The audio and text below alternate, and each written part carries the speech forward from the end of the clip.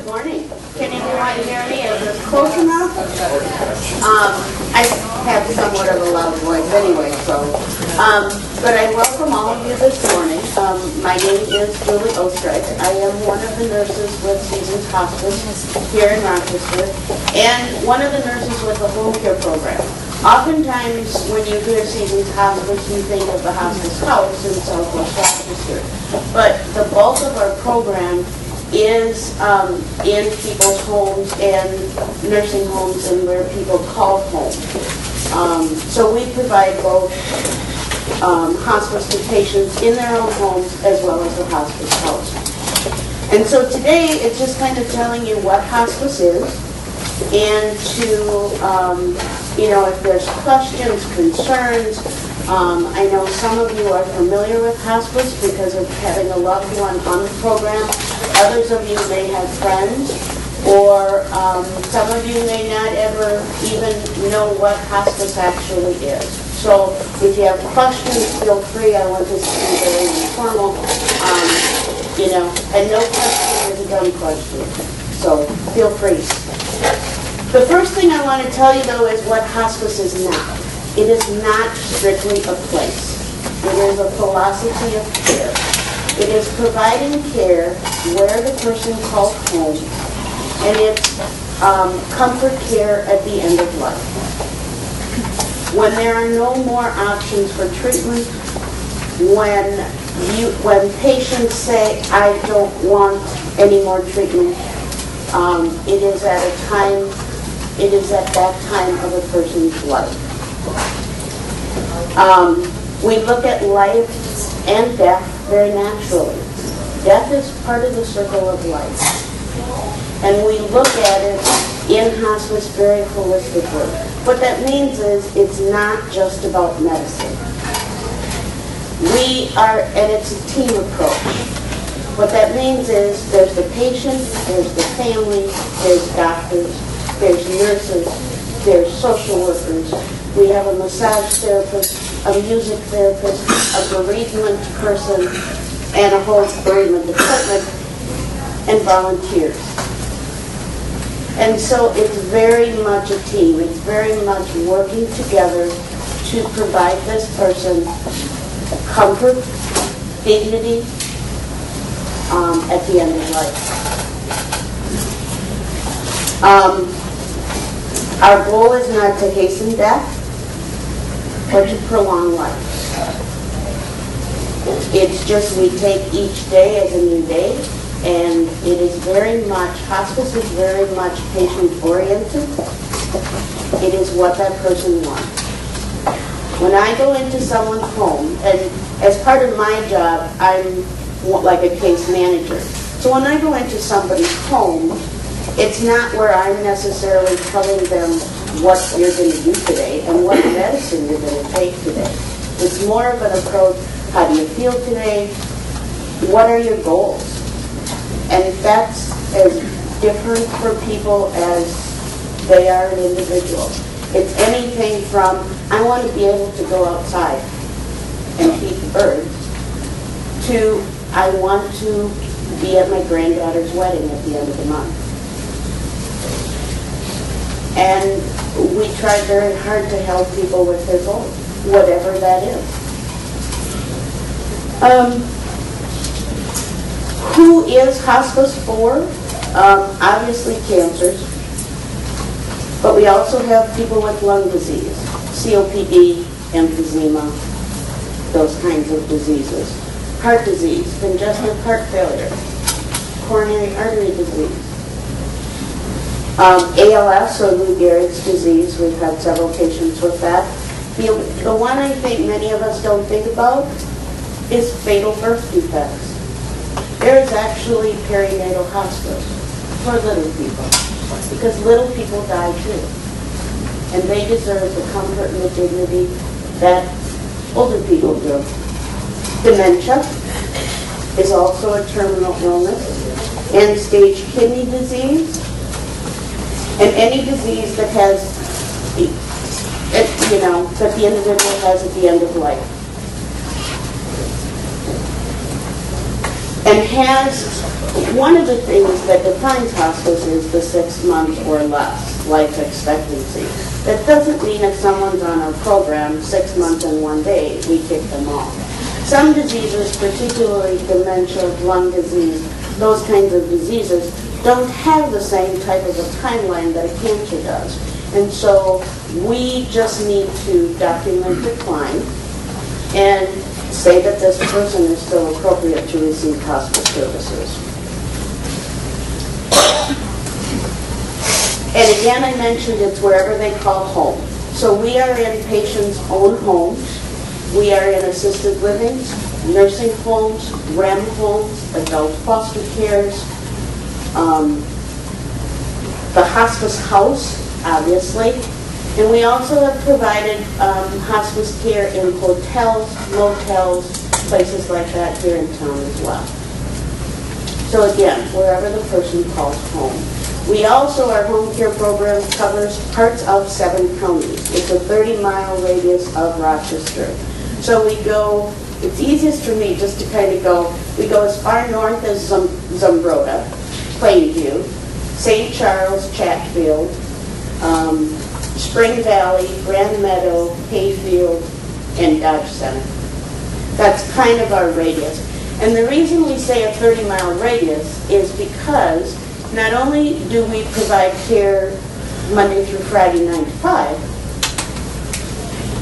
once the office closes, one of us as RNs takes a phone home with us.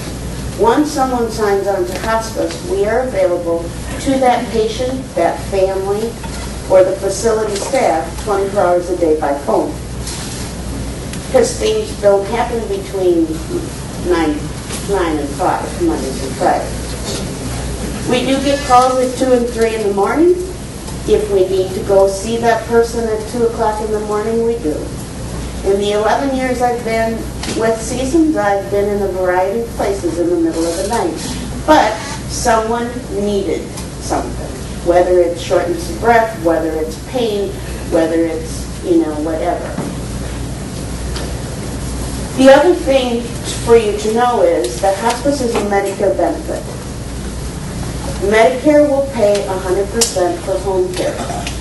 But the one thing that it stipulates is that it can only provide 2 hours of care from us per day, 7 days a week. So what that means is if you have a loved one at home, we can come in for 2 hours a day.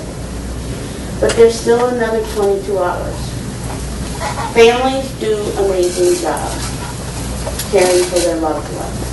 But it is hard work, and we very much also support that family. I mean, if I have a spouse or a daughter or a son who's starting to look tired, I'm not afraid to say, you've got to call the kids, you've got to call your siblings, you've got to call because you need help.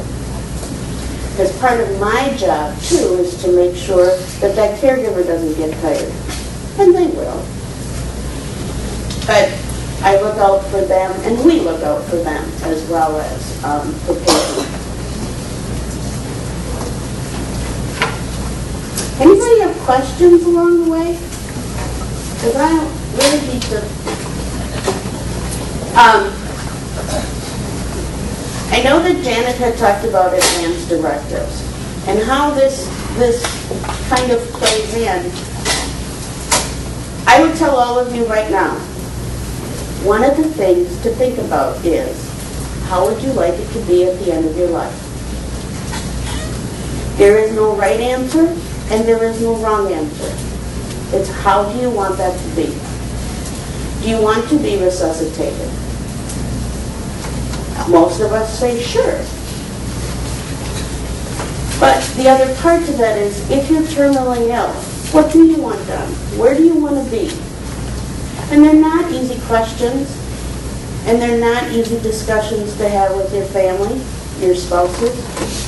But I can tell you, it's very helpful when we come in or when you are at the end of your life and it's either written down or the patient can tell me how they want this to be. Do you want to die at home? Do you want to die in a hospital? where, you know, even some of those kinds of questions. Like I said, they're not easy discussions. Yeah. How does being an organ donor interact with hospice, the care of hospice? That's a good question, because you still can, and again, it would depend. Oh, the question was, how does being a donor affect being in hospice? The person can still donate, like eyes and some of those kinds of things. That would be something we would need to know up front, like on one of our first visits, or, you know, and then we would take that into account.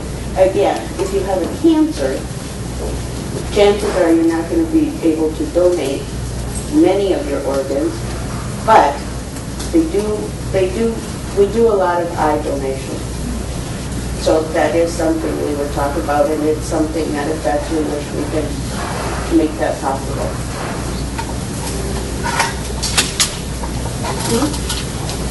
Oh, there's also several of our people, especially those like with dementia, have been in like dementia studies and Alzheimer's studies at the clinic, and we also take that into account as when they pass away.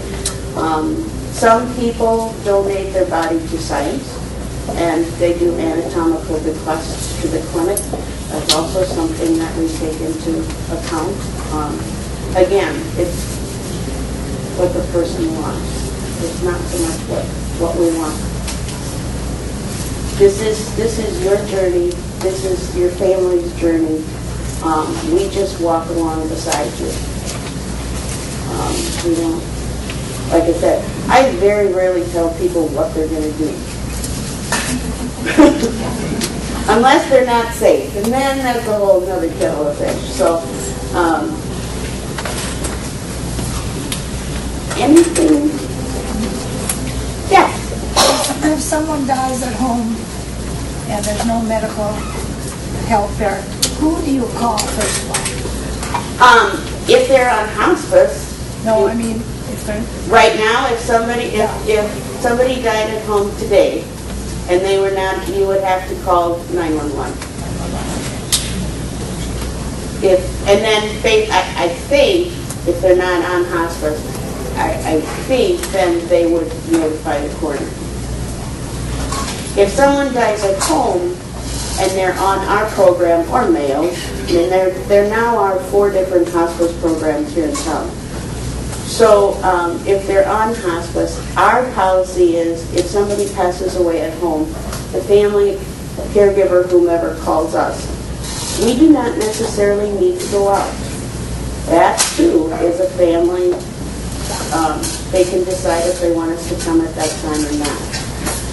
What we do and have an agreement with the coroner's office is that we do a coroner's report every week. So basically, the people in Olmsted County are on that list. So, and it's a known death, it's an expected death. So we don't have to call them.